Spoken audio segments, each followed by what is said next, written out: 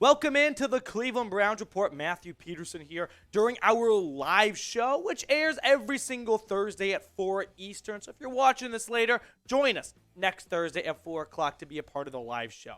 But on today's show, we're going to round up the latest news and rumors as always using our Bernie heads here. So if you're new to the show and you're wondering what the heck is going on, we like to use these Bernie heads as a scale of believability. So the first topic on today's show are the Browns pursuing Brandin Cooks. Pursuing, looking after, inquiring, whatever word you want to use. I'm going to give it one Bernie head. And I probably should bump it up to 2 as I say that right now. So pencil me in for 1.8 Bernie heads here. The reason why is they're not getting Brandin Cooks unless he is traded to the Browns in March. And in October, it's really hard to say definitively come March they're going to make a trade for this guy. A lot can change between now and then. David Bell, for example, might really rise to the occasion and prove that the Browns don't need to make another trade for a receiver. They like what they have in Cooper, DPJ, and Bell. So that's why I'm just going to give it one Bernie head for the Browns going to get Brandin Cooks. Now we're going to run through some of Brandin Cooks' stats. And, well, the reason why we're talking about this really is because the wide receiver from Oregon State was not traded for, and he's pretty grumpy about the whole situation here. Now, the Browns were rumored to be interested in trading for Brandin Cooks loosely. It's really hard to say definitively. Andrew Berry was, not as vague as he usually is in his pressers after the trade deadline, but Cooks' contract is ultimately what held up trade talks. It sounded like the Cowboys were super close to making a trade, but now the question is, could the Browns pursue Cooks in the offseason? Now, Ed Weirder from ESPN tweeting out that league source wide receiver Brandin Cooks will not play tonight against the Eagles. Like I said, we're recording this on Thursday, so if you're watching this later, bear with us here. He has missed practice for what's been a personal reason, a.k.a. I'm pissed you didn't trade me to a contending team, and I'm just not in the right headspace to play football this Thursday here. And then Brandin Cooks himself tweeted out this here. Don't take a man's kindness for granted. Covered for the lies for too long, those days are done. Cross the line with playing with my career. This sounds very Shakespeare, and I actually don't really know what it means. I'm trying to. Ultimately, the takeaway is he's grumpy, he's not happy, but this is some real, deciphering going on here. Anywho, Deshaun Watson quote tweeted this with these emojis, which is like facts, right? Say it for the people in the back. So maybe you could try and make a connection of Deshaun Watson encouraging Brandin Cooks to get a trade so we can join him in Cleveland. We run with these stories all the time, and ultimately, just because you've got a connection to a player from a former team doesn't mean you guys are going to be a match made in heaven. All right, the last couple of years, though, Brandin Cooks has been criminally underrated. Think about it. The last 2 seasons entering this year, back-to-back 1,000-yard performances. Put up 1,000 yards last year with a 4th-round QB in his rookie season. That says a lot here. Now, Brandin Cooks' contract, after this season is over, in 2023, if he were to be traded before June 1st, well, the dead cap for Houston, who gave him a 2-year contract extension, is still a pretty high number, $16.2 million. But the cap savings are $10 million. I feel like a trade is bound to happen unless Cooks and this front office in Houston somehow make a resolution to keep him in Houston for a little bit longer here. But what do you say? Should the Browns trade for Brandin Cooks in the offseason? Now, if he is released tomorrow, in 2 days, whatever, completely separate conversation. But if he is on the trade market come March, let me know if the Browns should make a move for him.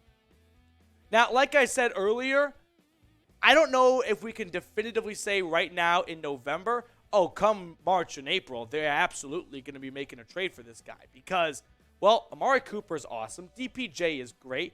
And if David Bell and Michael Woods really start to round out their rookie season and go into their sophomore year with a lot of confidence and momentum, Andrew Berry goes, I don't think we have to give up one of our coveted 2nd or 3rd round picks for a guy like Brandin Cooks. I got to tell everyone watching now about our brand new sponsor here at Chat Sports.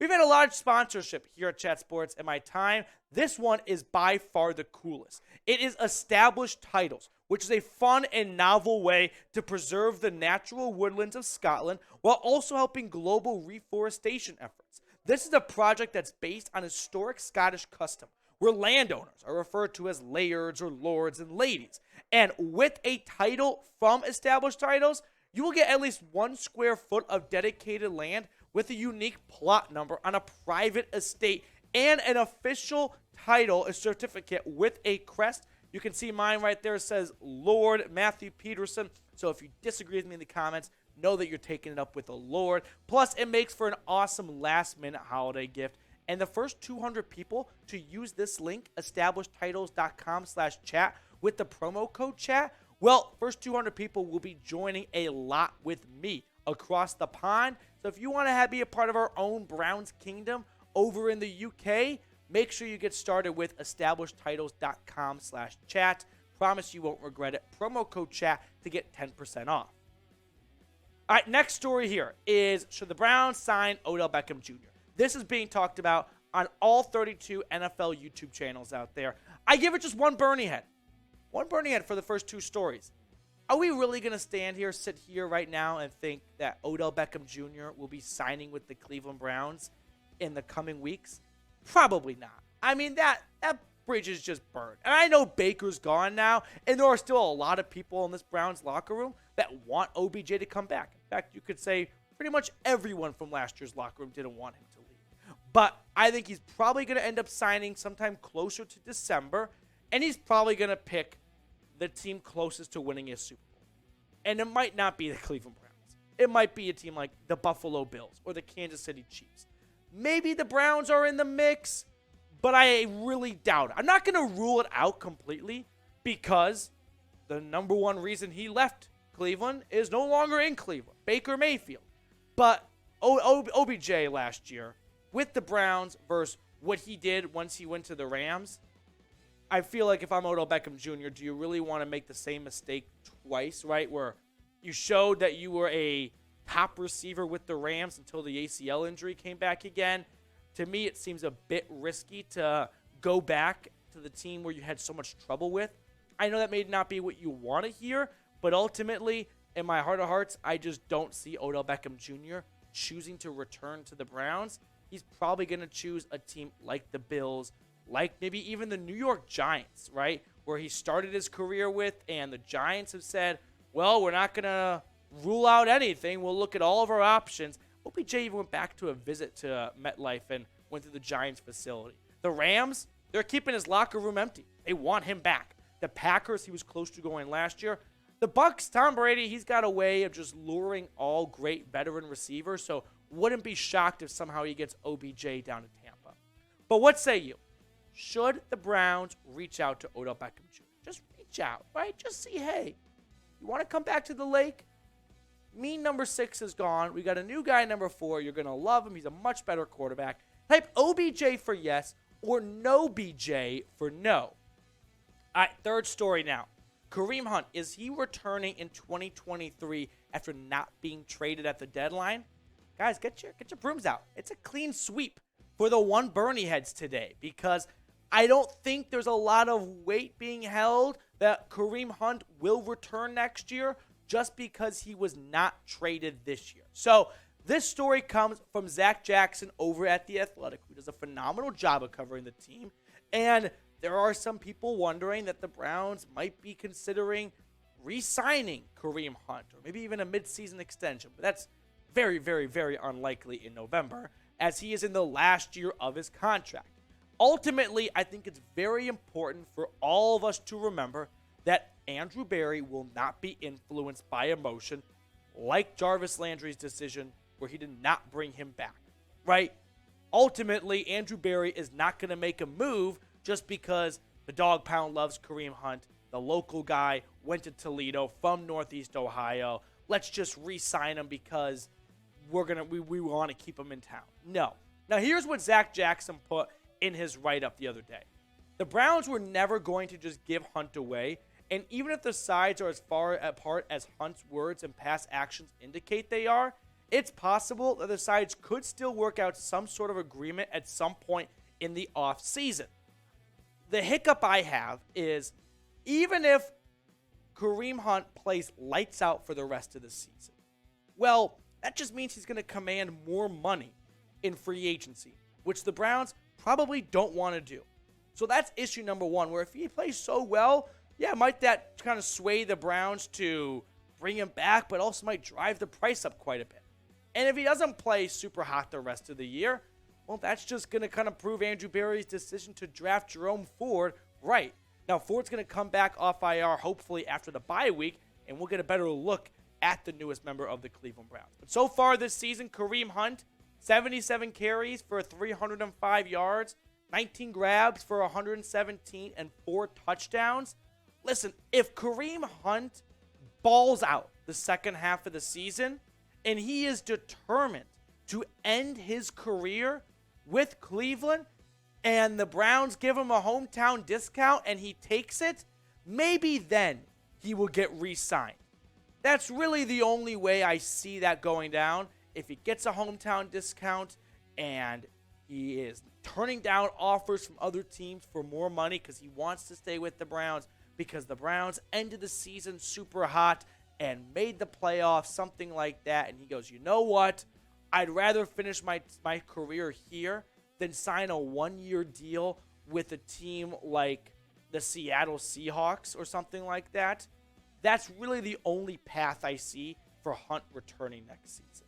Now, we have a weekly sub battle here in honor of Week 10 coming up against Dolphins today. And after the first couple days of this sub battle, we've got the early lead on Miami and their Dolphins Today channel here at Chat Sports. So I want to beat them by more than just 20 subs. If you want to beat the Dolphins on the field, let's start by beating them within the walls of Chat Sports. Hit that big red button and subscribe. All right, we always do this once a week. It's Petey's Doghouse. Now, I started this during the Browns 4-game losing streak. Now that the Browns won last Monday, I think it's got to be positive stuff here, right? So, extended leash, which means they don't have the 6-foot leash, but they got the retractable one, so they can go further away, is John Johnson and Grant Delpit. They played much better on Monday night against the Bengals. So I'm not going to let them just free roam, but they're also not in a short leash, and they got to walk right by me. No, they can go out and sniff elsewhere. Extra treat, some biscuits for Jedrick Wills. You might have seen some clips on Twitter. He played maybe his best game yet on Monday night against the Bengals.